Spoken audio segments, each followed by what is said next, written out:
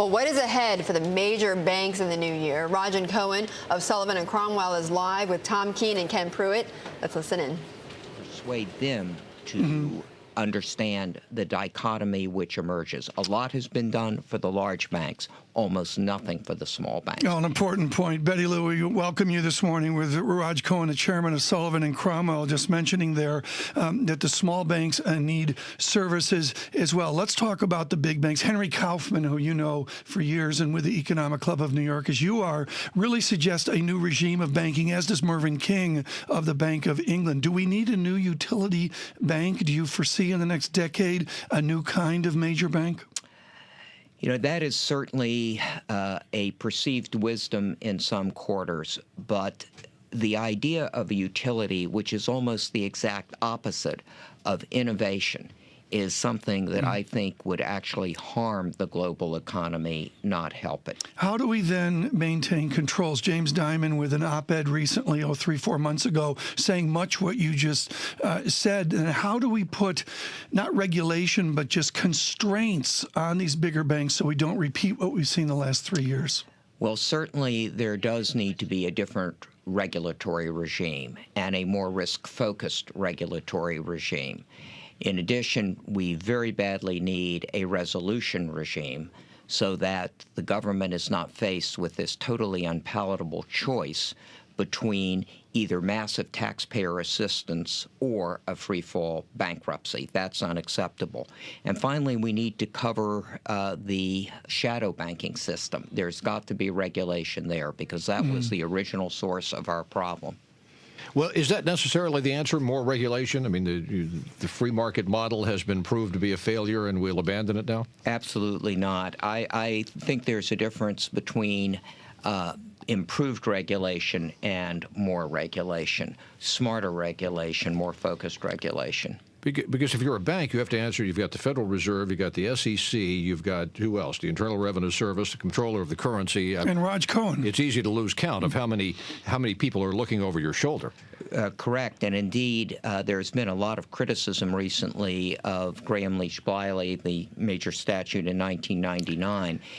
I think the criticism is misdirected. The criticism should have been towards the siloing of regulation as opposed to more uniform and comprehensive regulation. We keep hearing the phrase too big to fail. In your experience, can you measure that? I mean, how big is too big to fail? And should any institution be allowed to get that big? Well, I think the argument should not be too big. I don't think we should have artificial constraints on size, but no institution should be too big to fail. And whatever the size, there has to be the possibility of a failure. There is a romance, Rodgin Cohen, of the Banking Act of 1933, and I can just see the attorneys at Sullivan and Cromwell going, "Oh, if we could only go back to GlassSteagall." That seems naive to begin with. What portion of the back to GlassSteagall should we go to? Actually, I'd be in favor of none of it. I would regard it as a tragedy, not a romance, simply because it would create less effective banks and it would focus the effort to curtail risk on the wrong direction. That's essentially what Mervyn King called for. Did you read his speech in Edinburgh? That they should stick to taking in deposits and making loans and leave the fancy stuff to somebody else. Right. And what is lending? Lending is all about risk. So the idea that somehow you're going to create risk-free institutions, I just cannot understand the analysis. Let's talk pay. It's certainly topic one. Ken and I get tons of emails and letters from those on Wall Street quite upset. What is the Rodgin Cohen prescription to the many people you know in Washington, folks considered to work with Secretary Geithner at one point here? What is the Cohen prescription to maintain incentives? Is it just simply to take all stock and go out 3 years? You know, I don't think, again, uniformity is a desirable objective. But what does need to be done is to match more closely risk and incentive compensation. And I think the Federal Reserve, in its release in November, got it about right, and I hope they will move speedily to implement that proposal. And on Frank Dodd, there seems to be some political differences between the House and the Senate, not just health care reform, but also on regulation. Who is closer there to maintaining those free market incentives you've been talking about? I would say there's relatively little difference insofar as free market incentives. I think some of the last-minute amendments to the Frank bill are unfortunate because they do exemplify this big is bad theory, which I think is very detrimental.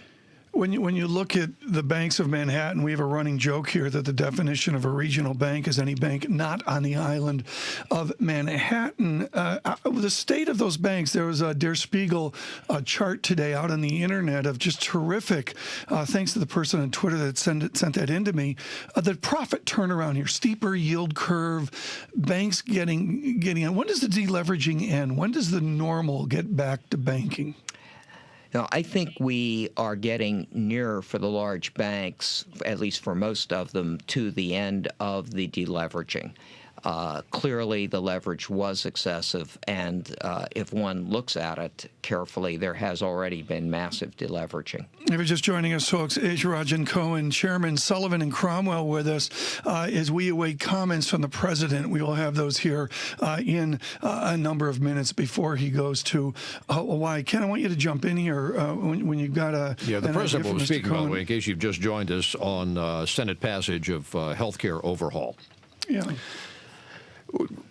Mr. Cohen, you're chairman of Sullivan and Cromwell, and you worked with banks for years, and, you're a high-income individual. Why are you a Democrat? And you're not just a voting Democrat, you're a pretty active Democrat. I would say it is more on some of the social issues. You mentioned health care. I think it's a disgrace that we have tens of millions of Americans who do not have health insurance. But in many cases, support Republicans, too. I wish we had more discourse and less discordant views. Well, there are plenty of people who think the current health care legislation is a disgrace, looking at it from another perspective. I fully understand that, but at the end, to have a country which has so many people uninsured, to me, is unacceptable. If we go back, this is an important point, the polarity that you and your attorneys have to deal with every day and the axis between New York and Washington. If we go back to the time, say, of Scoop Jackson of Washington State, Ed Brooke of Massachusetts, there was a middle ground. Do you see any whisper of that middle ground returning the land of Olympia Snow? I actually do, and maybe I'm limited because of my focus on banking, but I see, for example, in the Senate Banking Committee, true discourse between the Republicans and Democrats on that committee. So you see a better a view there. Let's talk again about the Manhattan banks. We were talking earlier, folks, about James Dimon of J.P. Morgan Chase, a changing of the guard at the Bank of America. What kind of CEO is Raj Cohen's perfect CEO for the new banking? I think, Tom, you actually hit this point earlier with two of your comments. One is a focus on risk, and the second is a willingness to listen. If you can combine those two attributes, you're very close, maybe not to perfection, but certainly to a superior bank CEO. Within the practice of law, just in the time we have left, we have the president coming up shortly, folks. Within the practice of law, what is the advice to young lawyers today? So many layoffs, so many firms. Sullivan and Cromwell with no layoffs. Do I have that right? You do. That's a triumph. That's amazing. How'd you guys do that? Well, we try and plan for the future and not let temporary economic vicissitudes overwhelm us. I've been practicing law for almost 40 years, and I've heard at least 4 different times that we were going through paradigm shifts, and it never occurred. Do you hate the word paradigm? I hate the word. Synergy and paradigm drive me nuts. They are certainly overused. Oh, that's a political way of putting it. When you look at the future of law, though, what will be the future of law? Are the big practices going to change the ways of the decades past? I think the changes will be more at the margins than radical. There are going to be different specialties, different foci. You look today, there's going to be an enormous resurgence, I think, of project finance. So law firms need to be able to adapt to that and focus on it.